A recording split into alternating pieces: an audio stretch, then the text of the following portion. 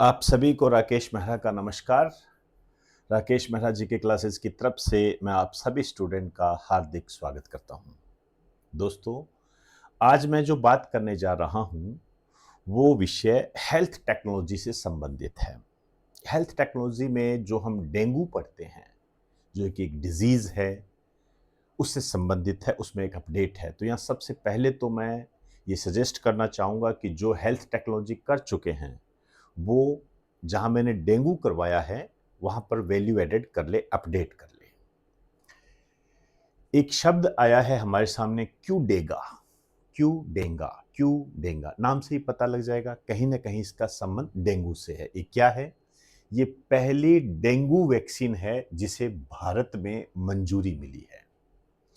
पहली dengue vaccine है जिसे भारत में मंजूरी मिली है। मतलब ये एक ऐसी वैक्सीन है, डेंगू की एक ऐसी वैक्सीन है जिसे भारत में मंजूरी मिली है। क्लियर होगी बात सारी? डेंगू की वैक्सीन तो बहुत है। जैसे दुनिया में सबसे पहले जो डेंगू की वैक्सीन बनी थी वो थी डेंग वैक्सिया, जिसे मेक्सिको में लॉन्च किया गया था। हालांकि इस वैक्सीन का निर्माण जो है फ्रांस ने किया था, लेकिन जापान की एक कंपनी है टाकेडा कंपनी, उसने क्यू डेंगा वैक्सीन बनाई है जिसे भारत ने मंजूरी दे दी। अब भारत में किसने इसको मंजूरी दी है, ये एक महत्वपूर्ण बात है। इसे दिया है डीसीजीआई में, drug controller general of India ने। ये आपको पता होना चाहिए कि भारत में मेडिसिन और वैक्सीन को मंजूरी कौन देता है? डीसीजीआई। इस तरीके से क्वेश्चन बनता है। और ये जो वैक्सीन है, चाहे आपके डेंगू हुआ हो चाहे नहीं हुआ हो, दोनों स्थितियों में लगाई जा सकती है। मतलब ये एक तरीके से आपको ये डेंगू से सुरक्षा प्रदान करती है। और इसके लिए जो एज ग्रुप है वो है 4 से 60 वर्ष। 4 से 60 वर्ष आयु वर्ग के लोग इसको लगा सकते हैं। अब मैं जो यहां पर बात करने जा रहा हूं डेंगू के बारे में, ये आपके एग्जाम की दृष्टि से महत्वपूर्ण बन जाता है। एक तो ये जो डेंगू है, इसमें क्या होता है, जो हड्डियां होती है वो टूटने लगती है, मतलब दर्द करती है, ऐसा लगता है जैसे हड्डियां टूट रही हो। इसी कारण से ये जो डेंगू है इसका एक निक नेम होता है, इसे कहते हैं हड्डी तोड़ बुखार। हड्डी तोड़ बुखार भी कहते हैं।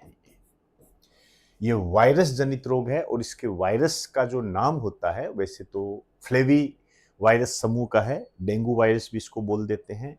लेकिन इसका वायरस जो होता है ना, 4 प्रकार का होता है, सीरोटाइप्स। ये बहुत महत्वपूर्ण बात है।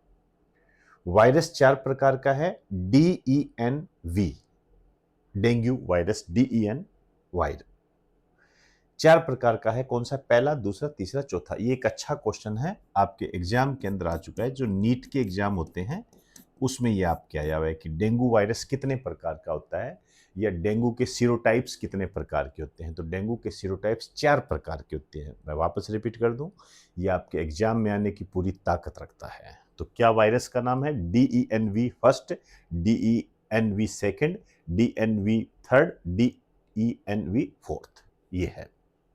आइए, अब इसका वाहक कौन होता है? वाहक होता है एडीज एजिप्टी मच्छर। और ध्यान रखना, फीमेल, नर नहीं, मेल नहीं। ये आपके एसएससी में आया हुआ है क्वेश्चन और खूब आता है ये, मोस्ट इंपोर्टेंट, आप इसको लगा सकते हो। एडीज एजिप्टी मच्छर है, आप कह सकते हो मादा एडीज एजिप्टी मच्छर। एक तो इसका जो अन्य नाम है टाइगर मच्छर है। ये दोपहर के समय काटता है सामान्यतः, और ये शुद्ध पानी में पनपता है। ये और इसकी खास बात है, शुद्ध पानी में पनपता है ये, जो प्योर वाटर होता है उसमें, और दोपहर के समय काटता है ये। डेंगू वायरस के प्रकार मैंने आपको बता दिए। अब देखिए, इस डेंगू वायरस में जैसे मैंने आपको कहा कि यदि डेंगू हो जाता है तो हड्डियां मतलब टूटने लगती है। और एक चीज और होती है, हालांकि इसके 3 रूप होते हैं, डेंगू सिंड्रोम भी होता है, इस टाइप के होते हैं, लेकिन बेसिकली जो इसके अंदर क्वेश्चन बनता है वो यही बनता है कि जो डेंगू है,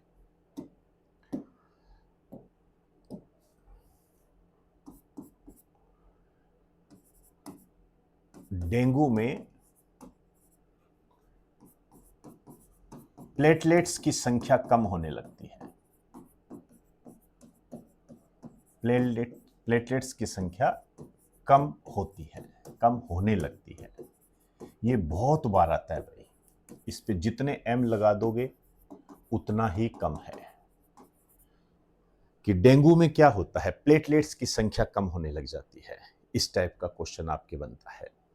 यहां पर एक चीज और बता दूं, किस क्षेत्र में ज्यादा होता है, मतलब कौन सा क्षेत्र है जिसमें डेंगू ज्यादा होता है, वो एरिया कौन सा है। सबसे ज्यादा डेंगू जो होता है ये होता है ट्रॉपिकल क्षेत्र में। जो ट्रॉपिकल जोन होते हैं ना, उनमें आप हिंदी में कहना चाहो तो कह सकते हो उष्णकटिबंधीय क्षेत्र में होता है। उष्णकटिबंधीय क्षेत्र में होता है सबसे ज्यादा। क्लियर। आइए एक और बात करना चाहूंगा। नेशनल डेंगू डे, राष्ट्रीय डेंगू दिवस, ये मनाया जाता है 16 मई को। जो हमारा स्वास्थ्य व परिवार कल्याण मंत्रालय है, health and family welfare ministry, वो मनाता है इसको 16 मई को। और इसकी जो स्टार्टिंग हुई थी, सबसे पहले जो मनाया गया था, ये मनाया गया था 16 मई 2010 को। तो ये डेंगू दिवस मनाया गया था 16 मई को। ध्यान रखना, ये मनाया जाता है, आपके एग्जाम की दृष्टि से ये इंपॉर्टेंट है।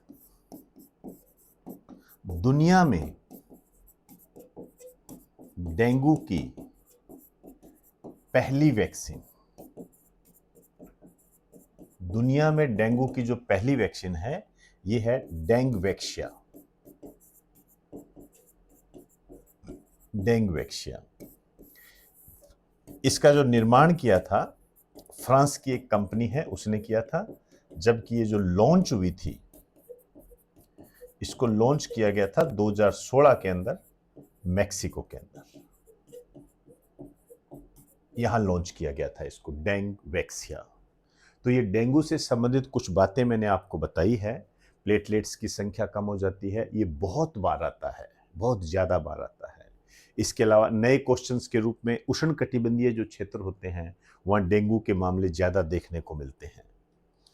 यहां जो मैं बता रहा हूं, डेंगू वायरस के प्रकार 4 प्रकार के होते हैं, फर्स्ट, सेकेंड, 3, 4, ये ध्यान रखना। ये एडीज एजिप्टी मच्छर के बारे में पूरी जानकारी आपको पता होनी चाहिए, तभी काम की बात बनती है ये। क्लियर। तो ये क्यूडेगा वैक्सीन है जिसे भारत ने मंजूरी दे दी गई है। चलिए अब इस पे कैसे क्वेश्चन बनता है, आइए एक बात करते हैं अपने। ये क्वेश्चन मैं लेकर आया हूं और ये क्वेश्चन IAS प्री 2023 का क्वेश्चन है। ये IAS प्री 2023। क्या क्वेश्चन है, वोल्बेचिया पद्धति का कभी कभी निम्नलिखित में से किस एक के संदर्भ में उल्लेख होता है।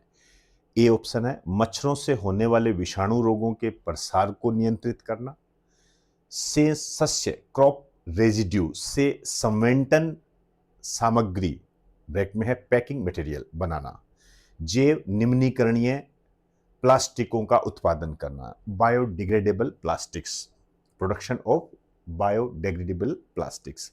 डी है जैव मात्रा के उष्म रासायनिक रूपांतरण से बायोचार का उत्पादन करना। देखिए ये जो वोल्बेचिया पद्धति है, इसका इस्तेमाल मच्छरों से संबंधित जो भी रोग होते हैं, जैसे डेंगू हो गया, मलेरिया हो गया, जीका वायरस हो गया, इससे संबंधित जो रोग होते हैं उनके प्रसार को नियंत्रित करने से संबंधित होती है। जैसे ये क्या है, वोल्बेचिया क्या है, ये जो वोल्बेचिया है ये एक प्रकार का बैक्टीरिया है,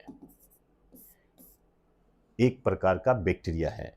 तो जब इस बैक्टीरिया को मच्छर के अंदर ट्रांसफॉर्म कर दिया जाता है, उसके अंदर प्रवाहित कर दिया जाता है, तो वो मच्छर के अंदर जो वायरस होता है वो क्या होता है, उस रोग को पनपने नहीं देता है। जैसे मान लीजिए मादा एनाफिलीज मच्छर है, उसके अंदर यदि इस बैक्टीरिया को ट्रांसफर कर दिया तो बैक्टीरिया को ट्रांसफर करने के बाद में वो मच्छर यदि काट भी लेगा तो मलेरिया नहीं होगा। तो वोल्वेचिया पद्धति है ये। मैं यहाँ पर आपको क्लियर कर दूं, जो इंग्लिश मीडियम के बच्चे हैं, मैंने यहाँ पर इंग्लिश में भी यहाँ पे लिख दिया है। Wolbachia method is sometimes talked about with reference to which one of the following: A. Controlling the viral disease spread by mosquitoes. B. Converting crop residue into packing material. C. Producing biodegradable plastic. D. Producing biochar from thermochemical conversion of biomass. तो आपके सामने है किस तरीके से question बन सकता है। तो आज हमने जो सबसे महत्वपूर्ण बात की है वो है वोल्बेचिया पद्धति। वोल्बेचिया पद्धति क्या होते हैं? मच्छरों से संबंधित जो भी वायरस जनित बीमारियां होती है उनके प्रसार को नियंत्रण करने से संबंधित है। ठीक, और मैंने आपको बता दिया जो लेटेस्ट अपडेट है हमारे सामने वो ये है, क्यूडेगा डेंगू की एक वैक्सीन है जिसे भारत में मंजूरी मिली है। ये देख लीजिए, जिसे भारत में मंजूरी मिल गई है। क्लियर? तो इजाजत चाहूंगा। नमस्कार आप सभी को।